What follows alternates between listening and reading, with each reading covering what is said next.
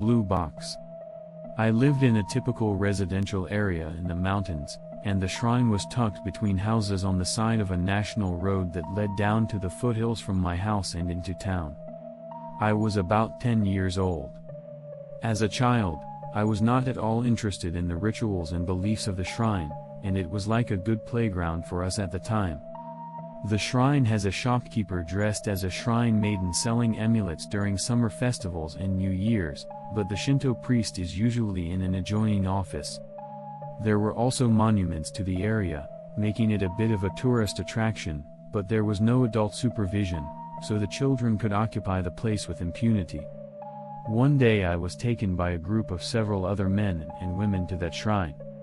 Although I said there was no adult supervision, I was a very serious child at the time, and I had never been in the shrine unless it was a festival. But they didn't always use this place as a playground either. So, on a whim, I suggested that they play here, whereas they usually go to the park. What we did there was what you might call a treasure hunt, where we silently collected something that had fallen around the place. Since it was a shrine, old coins that were left over from money offerings would be the winners. Other items were parts of something or plastic items that, to an adult, would have been just non-burnable trash. I, too, would spend my lunch break picking through the gravel in the schoolyard, collecting colored stones as small as a fingernail's worth of grime, but it was a little different when I was at a shrine, or, more specifically, on a person's property. I was not so keen on the idea of taking things, even junk, out of the shrine, even if it was a shrine, because I thought it might be a thief. Despite such doubts, he reluctantly participated in the treasure hunt because it was not his intention to be seen as a coward. He reached around the edge of the property, under the roots of the trees, and under the floor of the shrine. The area under the stilts is rarely cleaned, so I figured it would be a treasure trove. However, I didn't find as much as I expected, just a damp expanse of dirt. As I was about to step back, I saw a blue object. It was a large object, not much bigger than a penny. I took it in my hand, not minding its dirtiness, and found it to be about the size of a doll's bed, a blue box with a cushion inside. I had no idea what it was for, but it seemed like something good, which is a child's sensibility. The children spread out the results of their excavation, divided them into groups, and then disbanded. I had no coins or pebbles in my hand, but I did have that blue box. For a while, I was plagued with a bit of guilt. I had taken an artifact from someone else's property, a place where there was a god, a box that was clearly not a part of the shrine's equipment, but I was so tormented by guilt that I could not think of anything else, and was lost in the delusion that the box might actually be sacred. However, it could not be helped what I brought, so I dusted off the sand and put it away carefully after all. It was put away with wine corks, pebbles and shells. It was some time later. When I remembered the existence of the box and the feeling of guilt, it was when I crawled into the futon as usual. It was a faint sound. But in the quiet room, it was definitely audible. My bed was a bunk bed, and if I had had a futon on the tatami mats on the floor, I would have had to hear it close to my ears. It was echoing from below. Was it an insect? No. Insects do indeed spring up, but they don't make that kind of sound, the kind that drags and crawls across the tatami. My mind wandered through various thoughts with the covers over my head, but I did not come up with a clever plan for the situation, but merely expanded my little fear. In the end, I ended the night with nothing more than a nasty greasy sweat. No matter how terrified you are, you will eventually get to sleep. It must have been a new kind of nightmare. At my age at the time, I often had nightmares. I resolved myself in my mind that it was a nightmare of that kind. However, I was reminded that nightmares are something you have in reality. After that, often I would hear the sound in my futon. On the dry tatami mats, the dragging sound of the little thing would reach my ears through the futon when it echoed properly. The smaller the sound, the more I heard it, even if I didn't want to hear it, and along with the dry ticking of the clock, it interrupted my restful sleep. Although it did not happen every day, I had a habit of pulling the covers over my head. And after I heard the sound, I usually had even worse dreams, and woke up with an even worse aftertaste. I wondered if I had ever been so terrified that I couldn't turn the covers over my head, and I was pretty sure I had. I am not aware of any psychic feelings in this picturesque old house, but I have had my fair share of creaking and squeaking. However, that sound is strange. It is strange. Night after night, I was terrified whether I heard it or not. My prayer that I would not have bad dreams today changed to a sincere hope that I would be able to sleep without hearing that sound for the time being. One day, I was playing in my room as usual. And suddenly, I casually pulled out a treasure chest. In other words, a junk box. A bottle full of pebbles, a bag of seashells, a cork with a star pattern on it. I picked up the blue box that I had picked up at that time among the contents that may or may not contain memories. A palm-sized rectangular box with a cushion inside. When I put it in this treasure box, I made sure to remove all the soil. There was not a speck of dirt on the outside of the blue box. However, there was a reddish-brown stain on the cushion. It was only a faint stain, but the strangely vivid color was impressive. I can't explain what was wrong, but it wasn't the dirt from those shells, but marks, as if something had been placed on that cushion.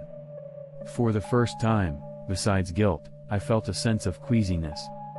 I didn't want to touch the box anymore. It might have been a bug. The blue box was left in the corner of the room. Night has come. I cover myself with a futon out of habit. I feel as if I have been tormented by the sound for a long time, but in fact I may have only heard it a few times. But the fact remains that I hear it, and the nights are much longer than the days.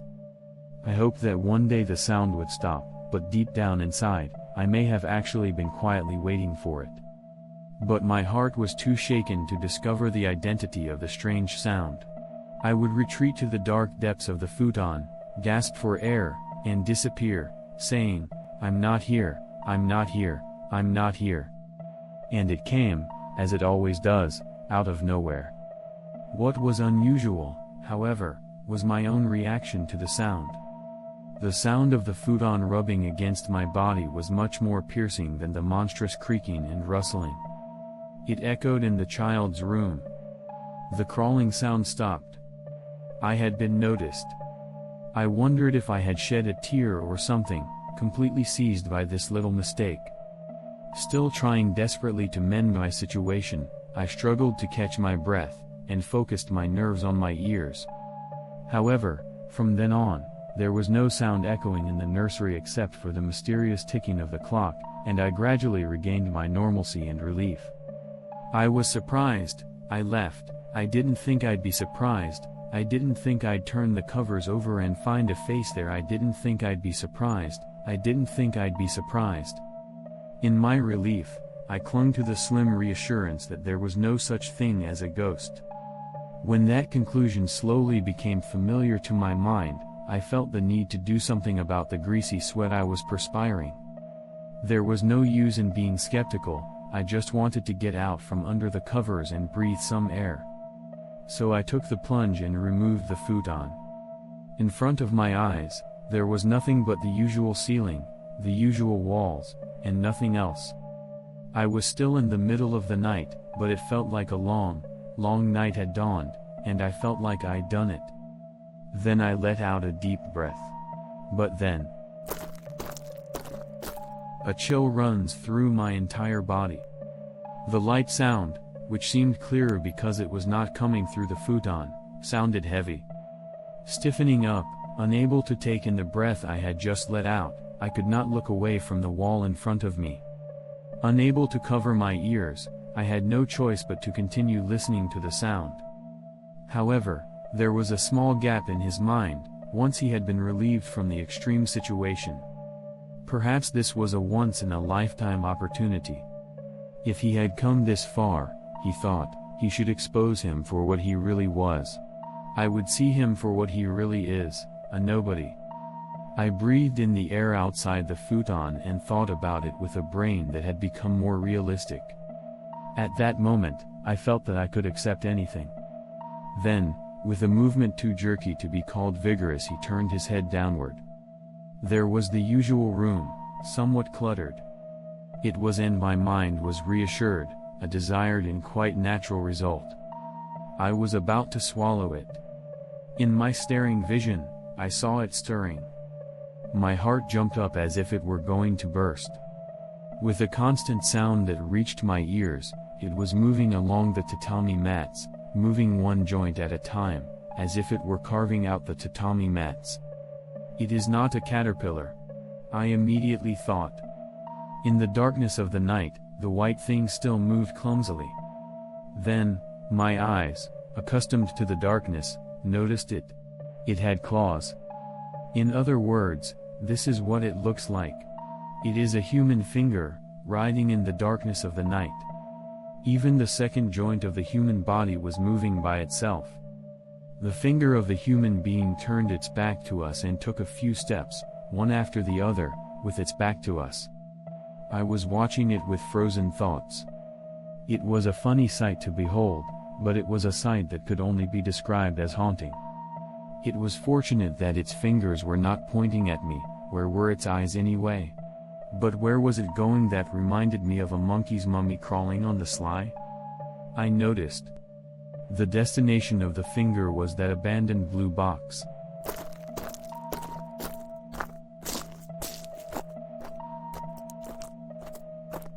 A mind-boggling amount of time passed, as if the night would never dawn again. I was asleep, listening to the sound of my fingers crawling on the tatami mats, without even hearing the sound of the clock, without ever looking towards my fingers, without ever seeing what they were doing in that blue box. I am not sure what he did with the box after that. The next day, I grabbed it with tongs and tossed it into the trash station, or perhaps it went into the trash bag with other junk during the cleanup that followed. At any rate, it is nowhere to be seen by me now. There is no way to know if those nights were a dream or an illusion. I am sorry that I don't know what it was after all, but I am sure that even if I had been a brave boy, I would not have been able to uncover it. It was a finger, after all. It would be a gag if I could hear it. However, I did not experience any more mysterious phenomena related to the finger after that, as I did not perform any exorcism. When I dropped by the shrine during a summer festival, I quietly put my hands together and prayed for the finger's return to the Buddha. This concludes this story. Thank you for listening to the end.